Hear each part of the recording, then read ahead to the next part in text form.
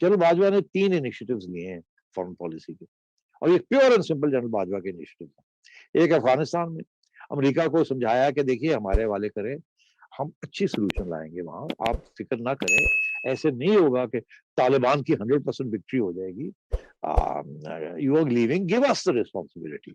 जाहिर है रिस्पॉन्सिबिलिटी के साथ कुछ गुडीज भी मिलती है वगैरह वगैरह, तो let us be the American policeman over here and we'll stabilise everything. हमारे वो पुराने जो स्ट्रेटेजिक डेप्थ है वो सारे फजूल बातें थी, we are very realistic people, and हमने आपका सारा साथ दिया है। और अब तो प्रेसिडेंट गनी भी ये कह रहे हैं कि जी विदाउट पाकिस्तान, आप पाकिस्तान के हवाले जो है, विदाउट पाकिस्तान कोई सोल्यूशन नहीं निकलेगी, तो फिर दे दें इनको, अल्लाह खैर सल्ला। एक तो वो इनिशिएटिव है to stabilise and normalise Afghanistan internally and also with vis-a-vis Pakistan and America and terrorism and so on and so forth. दूसरा उनका जो इनिशिएटिव है that has to do with Saudi Arabia and the Middle East, आपने देख ही लिया, वो खान साहब तुले हुए थे उसको खराब करने में, उन्होंने जाके मरहम पट्टी करके ठीक कर दिया। तीसरा इनिशिएटिव वो चाहते हैं कि क्योंकि ये जो एलओसी के ऊपर जो कुछ हो रहा था और इंडिया की जो टेररिज्म पाकिस्तान में है वाया प्रॉक्सीज इन अफगानिस्तान, ये बड़ी सीरियस चीज है। अभी भी आप देख रहे हैं तहरीक तालिबान को कौन सपोर्ट कर रहा है, ये अफगान गवर्नमेंट नहीं कर रही, वो तो शायद looking the other way, but it's the Indians.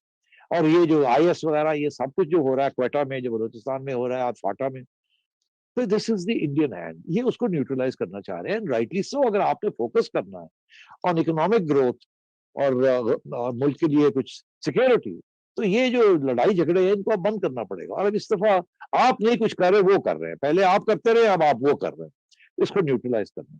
तो ये 3 इनिशिएटिव्स थे, 2 तो उन्होंने कर लिए, अभी तीसरा रह गया था। ये वो चाह रहे थे कि हुकूमत इसका शोल्डर करे इसको, और हुकूमत हमारा साथ दे और जिम्मेदारी ले और आगे बढ़ते हैं। खान साहब, ओ खान साहब करते करते भाग गए।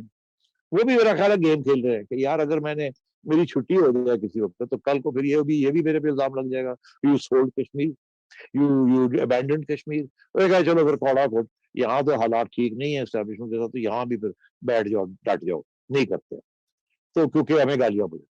तो अब मेरा ख्याल है कि ये again this is an attempt bye general Bajwa and the establishment कि उनको समझाया जाए कि भाई प्लीज कोऑपरेट विद अस। ये कहना कि मैंने एनआरओ नहीं देना, मेरी गवर्नमेंट रहे या ना रहे, दरअसल दोनों के दरमियान आपस में कोई रिश्ता नहीं है, एनआरओ का और गवर्नमेंट रहे या ना रहे। उसकी वजह यह है कि गवर्नमेंट तो 8-10 लोग इधर उधर हो जाए तो गवर्नमेंट उड़ जाएगी, और ऑपोजिशन इस वक्त सिचुएशन ये है कि वो तो 2-2.5 साल से खान साहब कह रहे हैं कि मैंने एनआरओ नहीं देना, और ना ही वो दे रहे हैं, तो ऑपोजिशन तो उनको गिरा नहीं सकती। अब गिरा सकती है तो कौन गिरा सकती है? जाहिर है वो लोग तो नहीं जिनको एनआरओ नहीं मिल रहा, अपने पार्टी वालों को तो एनआरओ देने की जरूरत नहीं है। तो या तो फिर ये इशारा है जहांगीर तरीन साहब के दोस्तों की तरफ कि जी जहांगीर तरीन साहब जो हैं वो एनआरओ मांग रहे हैं, और इसलिए उनके जो साथी हैं अगर वो मुझे थ्रेटन करेंगे या ब्लैकमेल करेंगे तो मैं हुकूमत छोड़ दूंगा, मगर मैं एनआरओ जहांगीर तरीन को नहीं दूंगा, और इसलिए उनके साथियों की जो धमकी है वो मेरे पे उसका कोई असर नहीं।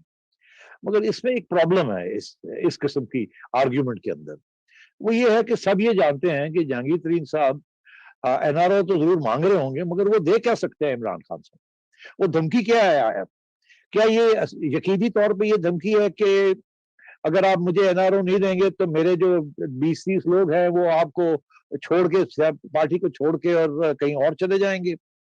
ऐसी बात नहीं है, वो एनआरओ के ऊपर इधर उधर नहीं होंगे। आप एनआरओ दें या ना दें जहांगीर तरीन को, जब एस्टैब्लिशमेंट ये फैसला करेगी कि अब वो आपके साथ नहीं रह सकते, तो उस दिन आप क्या सोच रहे हैं आपके साथ कौन खड़ा और कौन नहीं खड़ा? यहां तक कि आधी जमात आपकी इधर उधर हो सकती है, और वो उसके साथ एनआरओ का कोई ताल्लुक नहीं है। आपका जो मसला है इस वक्त वो ऑपोजिशन के साथ नहीं है, आपका मसला है अपने साथ। वो क्या है? वो ये है कि आप परफॉर्मेंस नहीं कर रहे हैं, आप एस्टैब्लिशमेंट को शर्मिंदा कर रहे हैं, आप एस्टैब्लिशमेंट को, अपने आप को तो बदनाम कर रहे हैं, उससे तो कोई फर्क नहीं पड़ता, आपकी हुकूमत को कोई थ्रेट नहीं है, मगर आप एस्टैब्लिशमेंट को शर्मिंदा कर रहे हैं। वो परेशान हो रहे हैं कि यार हमारी बेइज्जती हो रही है, हमें गालियां पड़ रही हैं आपकी वजह से, और क्योंकि वो शुरू से ही आपके साथ खड़े हैं, same page same page same page, बड़े फख्र से ये कहते रहे, तो इसलिए अब प्रॉब्लम ये बन गई है कि अगर वो अब कहते हैं सेम पेज पे, तो इमरान खान साहब को गालियां पड़ रही हैं अवाम की तरफ से, جو نااہلی ہے, جو کارکردگی نہیں ہے, عوام کی حالت بڑی بری ہوئی بھی ہے, اور اس میں اپوزیشن کا کوئی رول نہیں ہے, یہ سارا کا سارا رول جو ہے وہ عمران خان صاحب کا. تو بات یہ ہے کہ اگر یہ بات ہے تو خطرہ جو آ رہا ہے وہ اسٹیبلشمنٹ کی طرف سے آ رہا ہے.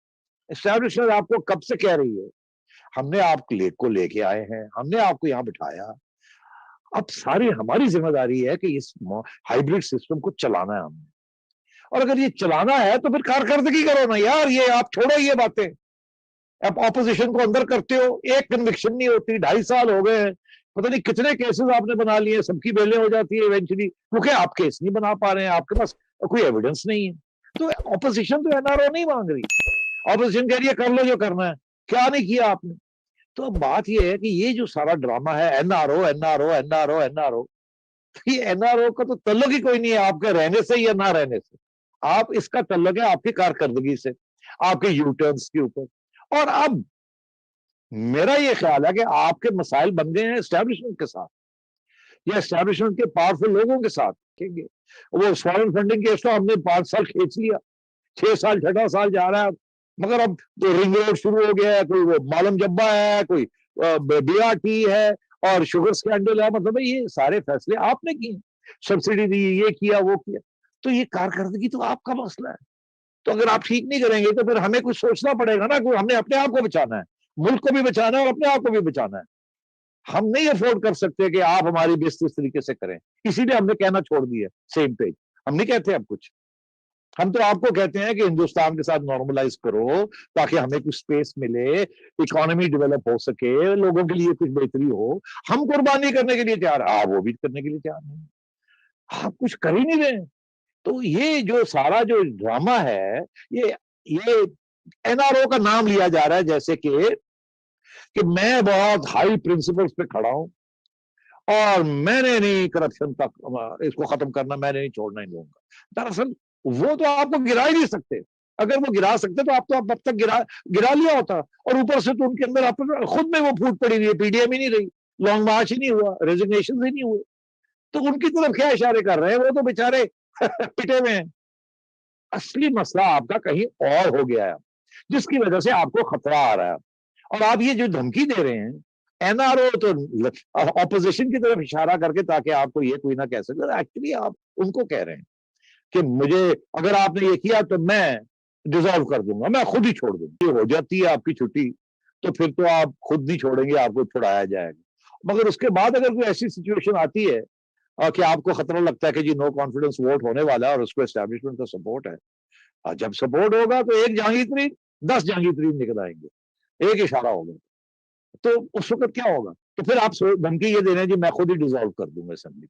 مطلب کیا کہ میں ڈیزالو کر کے باہر آؤں گا, میں لوگوں کو کہوں گا میں نے تو بڑی کوشش کی, مجھے کام نہیں کرنے دیا. ارے بھائی یہ نہیں چلے گی لائن. نہ آپ نے آپ کا کرپشن کا ایجنڈا پورا ہوا, نہ آپ نے کوئی کارکردگی اور کچھ کر کے دکھائی ہے. یہ آپ اب جسے کہتے ہیں نا یو کلچنگ ایٹ اسٹراز. تو دس is what the situation is. یہ دھمکی دے رہے ہیں کہیں اور, یہ اپوزیشن کو دھمکی نہیں دے رہے. اصلی بات یہ ہے کہ جو بات ان کو سمجھ نہیں آ رہی ہے خان صاحب کو, یا آ رہی ہے اور وہ سمجھ نہیں آ رہی کیسے اس کو ڈیل کیا جائے, وہ یہ ہے کہ جب وقت آئے گا نا, ایک بٹن دبے گا اور پھر دیکھیے گا کیا ہوتا ہے. نہ یہ NRO, نہ یہ تلواریں, نہ کچھ نہیں رہے گا یہاں, اور بہت کچھ ہو جائے گا.